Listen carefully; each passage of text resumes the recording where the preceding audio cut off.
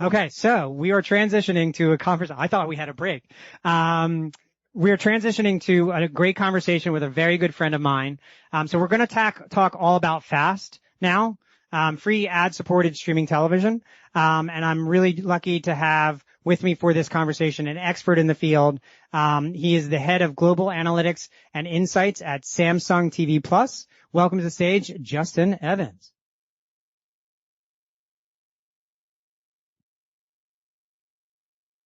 How you doing?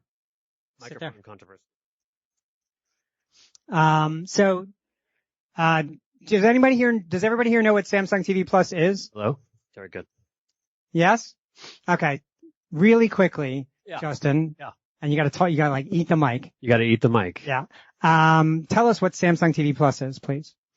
Yeah, I'll even take a couple of steps back. By the way, thank you so much. And I'm so glad I came early for your talk. It was fabulous. I learned a lot. And, I'm also a New York Times alum. So it's nice to see them, in the trophy corner. So you talked about how the big tech companies had started with services and then they were diversifying into hardware. Samsung is effectively doing that the other way around. Right, the other way around. Right. We have obviously an enormous manufacturing company business, and about 9 years ago, they had the clever idea to start a services business. And what that means is we have a group of folks who make the operating system for the smart TVs. We have a team of folks who license and bring in content into the ecosystem. And we have people who put ads on that content to monetize the attention. Part of the content that we're putting onto the ecosystem is Samsung TV Plus. Samsung TV Plus. So when you talk about content in the ecosystem, you mean a combination of apps, so third-party apps like YouTube and Netflix, but also Samsung TV Plus, which is your own video ecosystem, a suite of channels to a certain extent, right? Yeah. So let's start with the first part. So in a funny way now, smart TV manufacturers are acting like cable companies. Right. So we're bringing in apps the way a cable company brings in TV networks into the ecosystem. So that's one part of it. Another part is our FAST, Samsung TV Plus, which is a linear television experience. It's a preloaded app on the television with 250 and more networks that are streaming live linear. I don't want to get on the wrong side of your nomenclature. That's okay. They are streaming, they are live, and they are linear. And we curate them. They cover a lot of different categories. How many channels do you have? It's well over 250. Okay. Yeah. And so and some of these channels are like single title channels. So like the Baywatch channel, or the Great British Baking Show channel. But then some of them are, entertainment channels, lifestyle channels like Tastemade and things like that. Yeah. So the core, for me, the core utility of Samsung TV Plus is you show up, you buy your TV, and you've got something to watch. It's free.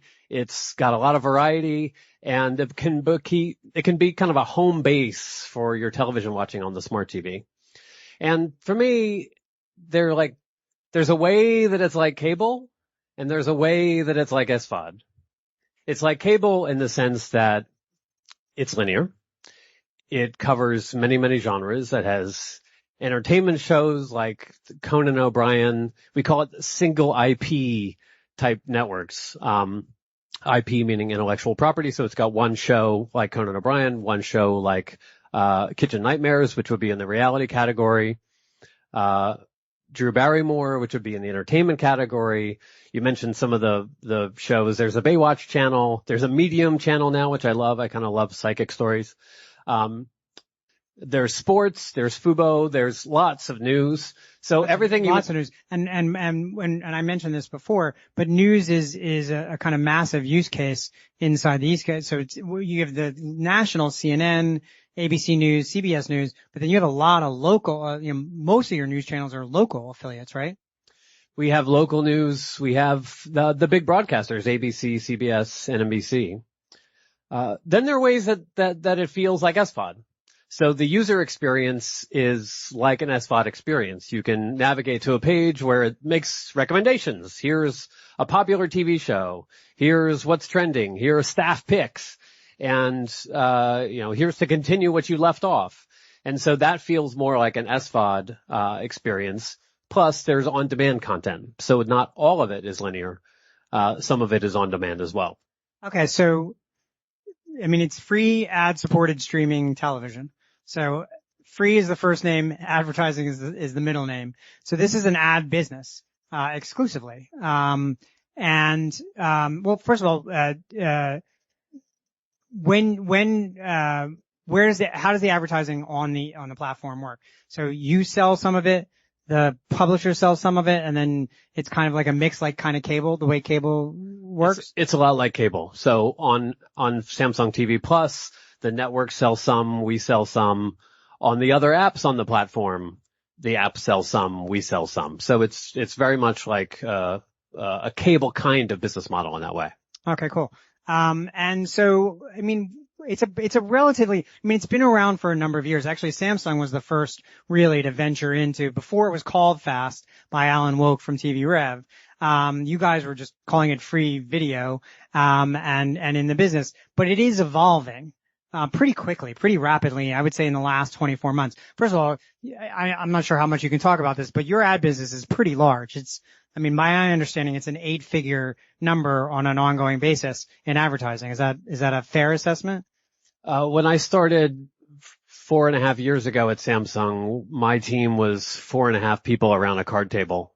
And 4 years later, just the analytics group was 50 people globally in 5 continents. So that's an indicator of how the business has grown. But how do you see it evolving? Like, you zoom out just from Samsung, and talk about, and I know that we didn't necessarily plan this as an interview, but I do think this is a fair, since I spoke for 2.5 hours. How do you see the ecosystem? I mean, you were in it early, kind of one of the earliest minds to go in it. You see a lot of data. So how many connected televisions does Samsung have in the United States? We have 72 million TVs in the U.S. Million. That's in about 38% of all U.S. TV homes. Right. So, I mean, there is no larger data source for use on FAST. How do you see usage evolving? What does usage on FAST look like, kind of writ large? Are there major trends? Are there truisms? What do you say? Yeah, what's interesting to me, and I want to talk about this with you, is the kind of split right now in the ecosystem between how FAST is performing and how I think it's perceived or not perceived. So the performance of FAST in our ecosystem is incredibly strong. Samsung TV Plus is viewed, well, we put ads on 24.6 million homes that are watching Samsung TV Plus. So not every TV was watching Samsung TV Plus, but 24.6 million do watch it and do see ads. Makes you larger than both Comcast and Charter, by the way. You said it. Then when you think about the frequency that people watch the app, I just did a bunch of analysis with my team. I'm really excited about it. We haven't published it yet, so I'm trying it out on you. Cool. But I'll tweet it out right now. What we see is we did measurement in 2 areas. We did measurement on how often people come back and watch the app, and then when they watch, how long do they watch for? And for me, this is a good indicator of engagement. Yeah. And we were delighted and surprised by the results. We saw that Samsung TV Plus was watched 2.4 times the average of all apps in the platform. Of all other apps on Samsung TVs. Correct. Okay. And which maybe you would expect because we have the home field advantage. It's something but still, I mean, that includes YouTube and Netflix and all these others. So. And then when people watch, they're watching 110 minutes per day when they watch. So of the when people watch, they watch 110 million. How many of the 26 million homes are using Samsung TV Plus? Of that, what's the subset of people who regularly watch that qualify for that 110 minutes? I don't have that curve, but the 110 minutes is an average. So when you watch it, you're going to watch for 110 minutes that day, which is high, I think. Yeah, very high. I mean, when you compare that number 2 hours a day to the average linear network, it's like when you watch a linear network, it's 34 minutes. Yeah. So right, but to be fair, they're not watching just one channel. I mean, when you log on to Samsung TV Plus, right, there are 250 channels, let's say. That's true. So they're not just watching one channel inside that 110 minutes. They're probably watching, I mean, we can't say, but they may be watching as many as a dozen different channels over that 110 minutes, right? Yeah, that's a fair point. If you treat Samsung TV Plus like a channel, then it's 110 minutes compared to a channel in linear. You treat it like a cable provider. If you treat it like the different channels within it, the numbers would be different. Are there genres? Cause I actually put out a piece recently using Amagi data, which has a pretty massive, install base, but completely different, that showed that movies were tending to underperform based on their availability. So there's all these movies there and they're not being watched as much as the availability would say. However, there's these news channels there and they're being watched at a much greater scale, to that. Do you see that kind of, so that's Amagi, which is a worldwide set of data across many different screens, many different channels. Are you seeing trends like that? Is there a genre that's working dramatically and a genre that's not? Well, right now I'm focused on trying to contextualize the FAST experience really for the advertising buyer universe. And that's where I feel like there's sort of this education gap, which is why we looked at the numbers on engagement, how often you watch and how long you watch. And we're surprised by the numbers we got back. We're surprised how positive they are. And I think the challenge there is what's the perception or just kind of the fuzziness in the media and ad community around FAST. You've been giving it a lot of focus, I think, because you're seeing a need to explain the FAST ecosystem. Yeah, part of that is, I mean, let's be honest, and you're in data and you work in FAST, but generally speaking, the data in FAST is not great. Totally. And I want to talk about that. It is just, there's not one source of truth anywhere out there. So when you go and you ask, I had to speak, at MIPCOM, I had to open the FAST Summit and, I'm known as the kind of like data interpretation guy. And then you start to ask people for data around usage. Yeah. In FAST. And it's just, you can't get it. It just doesn't exist. I mean, I'm excited to hear and read your, report because like that's the first real explanation on usage from a length of stay and total usage standpoint that I've seen in quite some time. And you have to go back like 2 years to find anything. But I think the perception is that the viewership is big but thin. Yeah.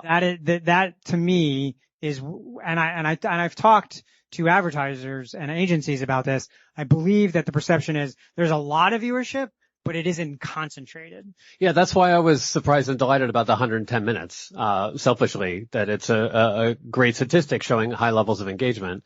I think there are other myths that the advertising community has about FAST. One is that because we're used to seeing these single IP networks, we think of all of the FAST ecosystem as being simply, like to use the 80s term, like reruns. Yeah, reruns. Baywatch and. Yeah. And that's not true. So we know, first of all, that in news, the content is fresh all the time. Okay. It's like watching, CNN news. or MSNBC, right?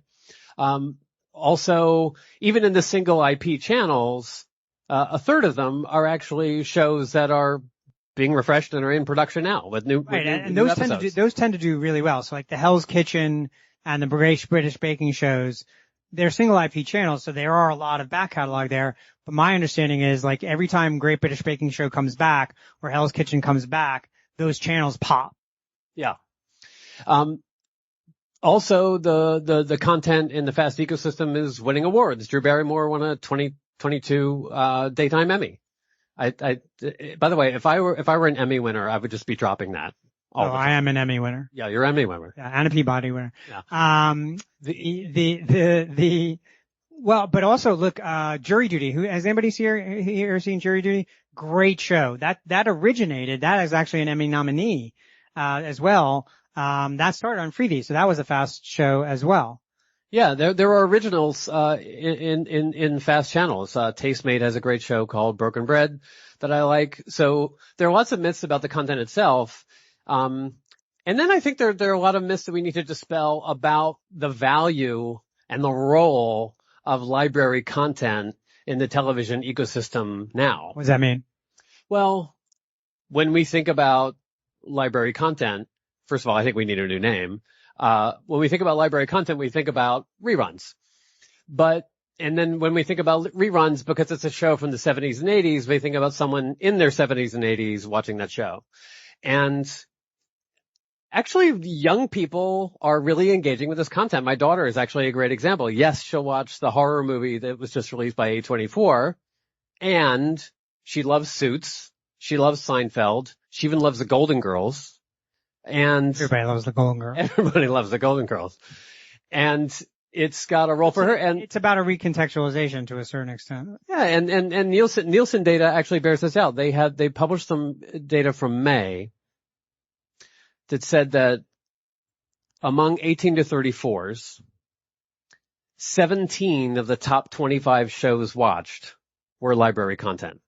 So it's not just my daughter, it's a lot of 18 to 34s. She's 16, but whatever. And 60% of all content in all of streaming is library content. So it's not just FAST that are watching library content. When you go to the big SVODs that you're showing on your charts, those companies in aggregate, 60% of the time being spent is being watched on library content. So I think we need to kind of reassess the value. It's not all library content, but when there is library content, I think we need to reassess the value of it, because to an advertiser, that's a vehicle. To a certain extent, this is nothing new. I mean, any of us who grew up in cable, right? Remember, like when you started a cable channel, most of your content was acquisitions. It was licensed content, reruns, films, it was library. And, a very small percentage, even to this day, HBO, a very small percent of their overall content is new, fresh originals on a regular basis. And so this has always been the case, that any platform that serves a consumer from a video standpoint, the vast majority of the use is, and content is going to wind up being library or catalog. And then you use or you infuse a platform with a small percentage of fresh originals and exclusives that give you differentiation, that help kind of create a mix. Because everybody loves a good rerun and everybody loves a good fresh original, and sometimes you're in the mood for one or the other. And to a certain extent, for your 16-year-old daughter or my 25-year-old daughter, Golden Girls is brand new. She wasn't here when they were all alive. So, rest in peace, be in the crowd. So, to a certain extent, it is based on your question from earlier. It's about curation, right? It is about like mixing. Hey, here's this hot new thing. And by the way, here's this stuff. If you like this, you're also going to love this other stuff because it's also cool. Yeah, the one thing that's changed though is the technology has brought the library to the foreground. And so you can choose it, it's on demand, and the originals and the library live side by side for you. So I think our relationship and the kind of the status of those two types of content are changing. I think the FAST ecosystem may actually be a better version of discovery, because Netflix, like if you don't know what you're looking for, you have to search for it. Same thing with Amazon, same thing with Disney. And yeah, their carousels do a fine job, and the algorithm but the algorithm points stuff that they know you like, so you're only watching this new stuff. So discovering something completely brand new is actually not that easy. Whereas in FAST, because of the EPG, right? Because of the way the grid is kind of old school but new school at the same time, you can kind of crash into new content. I used to run a television channel called IFC. Teeny tiny little television channel. And if we weren't next to AMC, nobody would have ever found anything that we were ever putting out there. Like it wasn't our marketing budget because we didn't have one. So, the only reason anybody ever found anything that we were putting on, and we would put on these really interesting, when I first got there, really interesting movies like The Wicker Man or 100 Blows or, all the Jaguar, all these, Dawn of the Dead, all these interesting films that like you wouldn't necessarily have found except you were skipping around the dial and oops, I found this film and I'll watch 15 minutes of it. I think Fast offers that opportunity in a way that SVOD doesn't actually. Yeah, and I think also when you talked about the algorithm, I think the data plays a really big part of why the lack of data plays a really big part about why some of this is more obscure than it needs to be. And in fact, I would go even further and say the lack of data is a blocker to the business. It's a bottleneck to the growth of the streaming business. I like to call this the dark room phenomenon.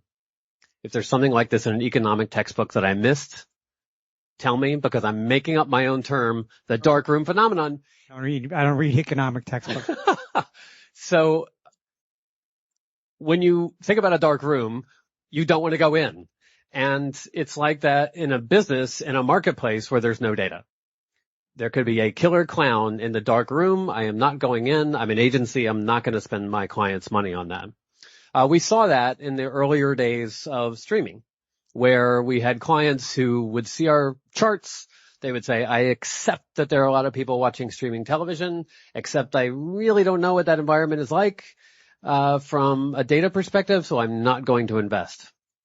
So we came up with a product called Audience Advisor, and we said, who's your customer? And they would say, I'm BMW. My customer is luxury car buyers. And we would say, great. Here's how luxury car buyers watch streaming.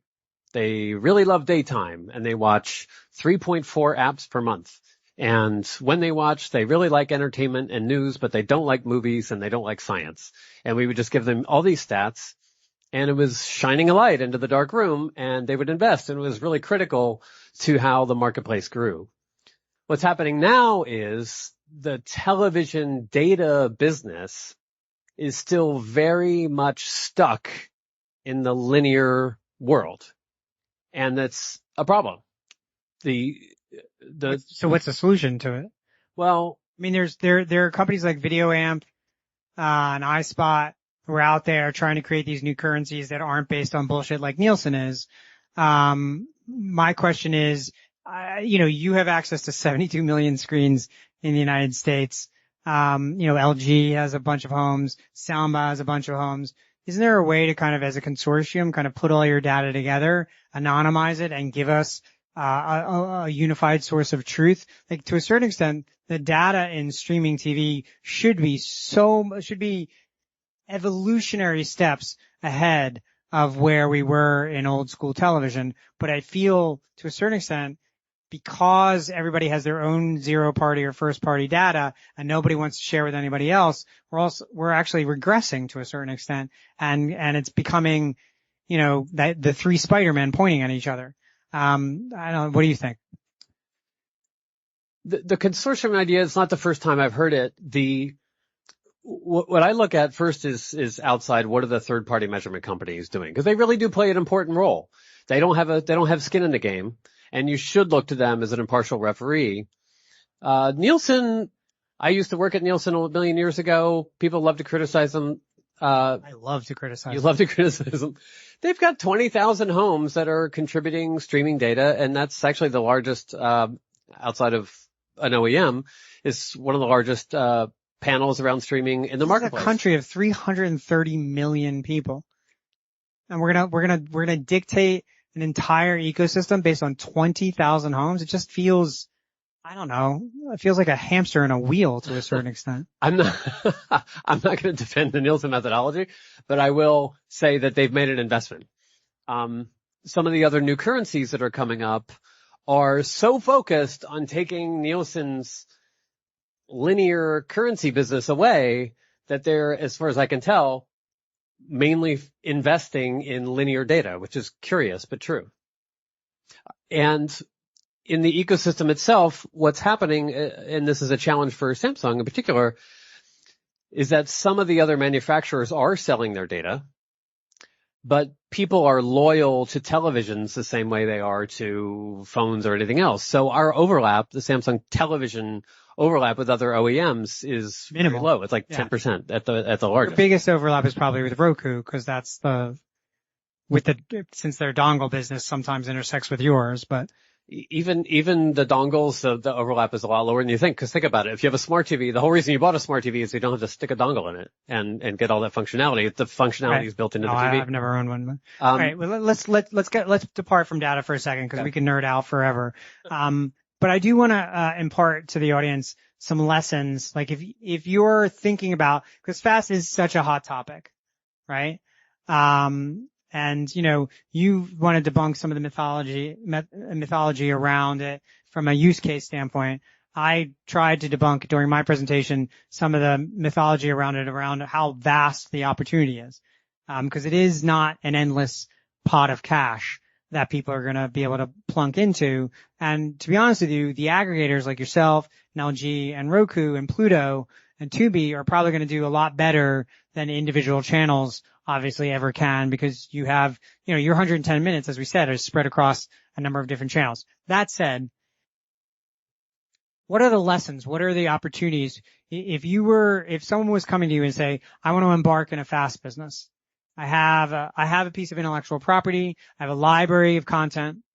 I have 125 hours, 200 hours of content, and I'm producing new content on a regular basis. And obviously I'm not going to start a cable channel, because why would you? But I am thinking about starting a fast business. What would you say to them? I think they have a number of opportunities. The first is in content-oriented data. You invited a data person, you're going to get data. That's fine. Points of view.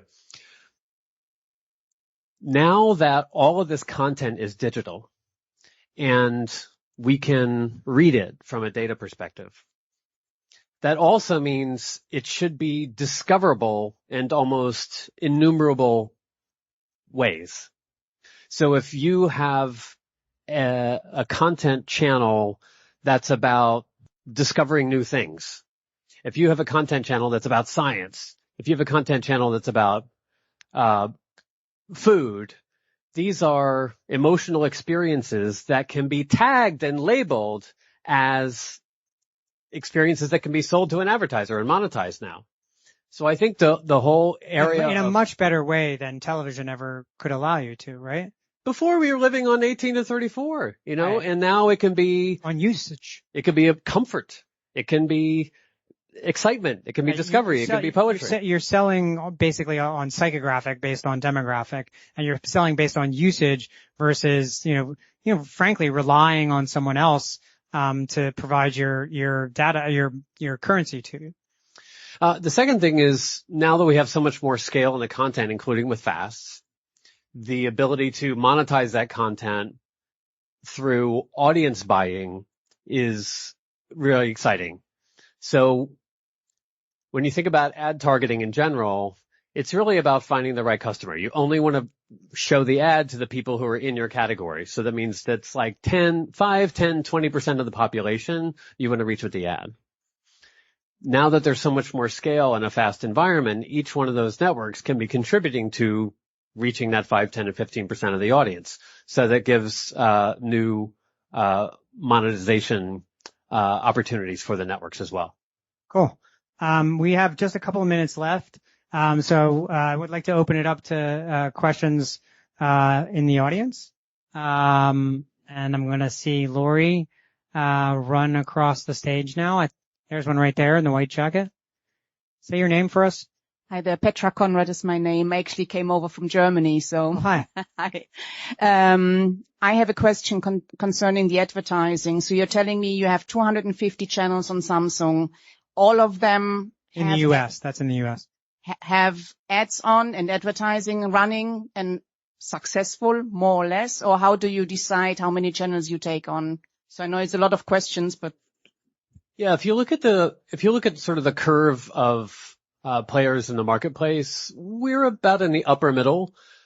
So at 250 channels, I think some of the players go up to 400, yeah, right, absolutely. Players.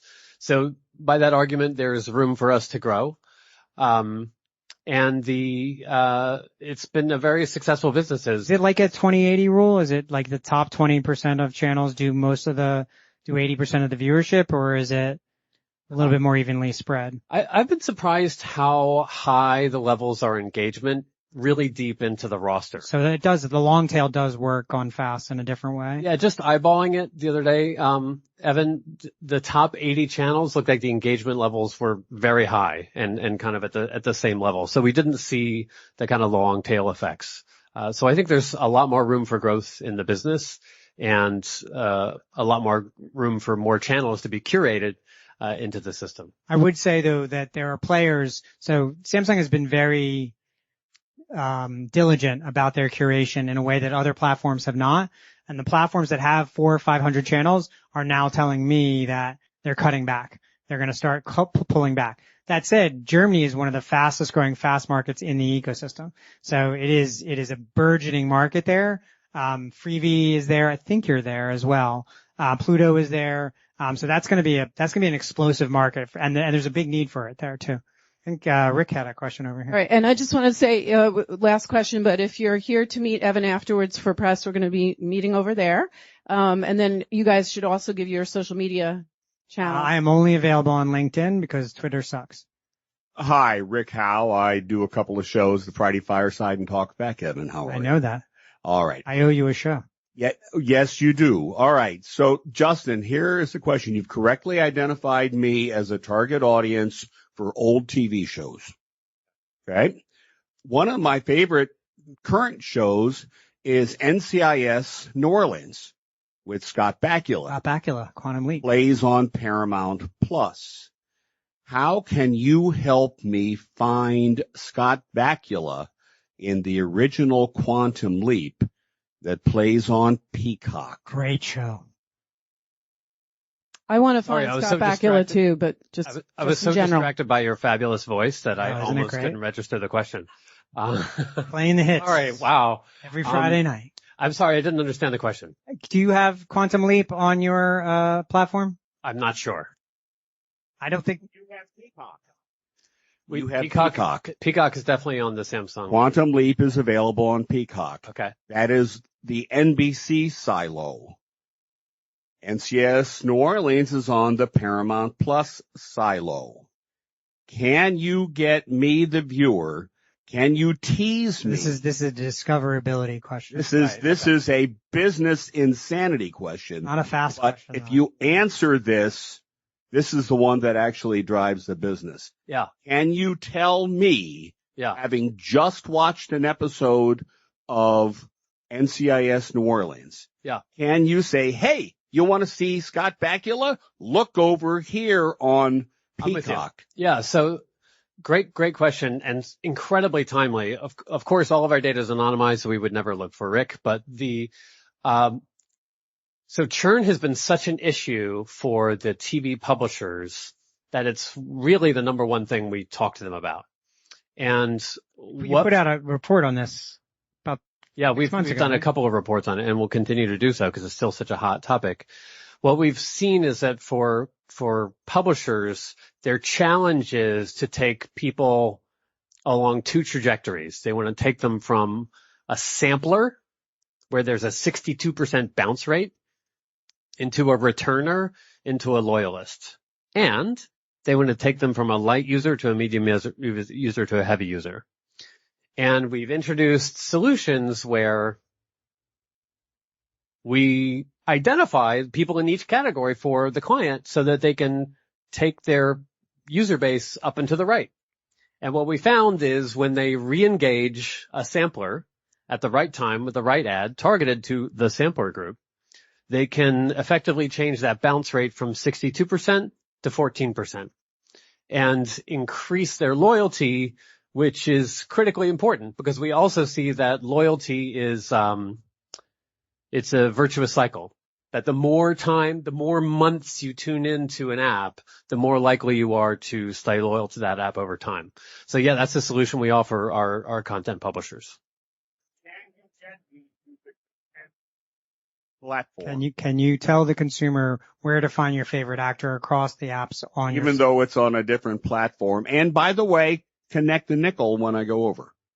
Do you think Rick has run out of follow-ups? No, I'm kidding. I'll do a show with you. It depends on what the creative is, right? So if your creative says, I want you to, the campaign would be targeted to samplers of show of your app. And then your creative says, come to Quantum Leap. And the ad system will find your samplers no matter what they're watching. It's really up to the publisher is the answer there. I mean, it's a conundrum. We were talking about it. I don't know if you saw my keynote. I'm not sure that you did, but we did talk about curation and who's going to solve the consumer's conundrum about that very thing, which is I've logged onto my one screen and my screen tells me, we just saw that you love Scott Bakula. Here's 18 other things that Scott Bakula was in. You know, that is whoever solves for that is going to be a winner. I do think it's probably Amazon. Samsung does sit in a position, I think, to do it better than as well as anybody else because of their centerpiece positioning inside the lives of the living rooms. Like, you know, every room in my house, the center, the focal point of the room is the Samsung television. I'm very passionate about this because these publishers are my clients and these tools we have are in a way something new to them. They've been thinking about that first wave of customer acquisition. But if you leave it up to the publisher, it's not going to get solved because Peacock never wants you to leave Peacock and CBS never wants you to leave CBS. So they're never going to tell you if you like this show that Scott Bakula is in, our direct competitor has a show with Scott Bakula. So it's going to have to be up to the OEMs or the interface to solve it. And we are out of time. Justin, thank you so much. It was really great to share. I think this is our first panel together, right? So much fun. Thank you. Thank you very much. Thank you. Thank you all for sticking around. Thank you, NEB, for having me. Curtis, thank you so much for inviting me. I think he's gone. He probably went to lunch. Thank you, Lori, for producing such a great show. And that's it. Goodbye.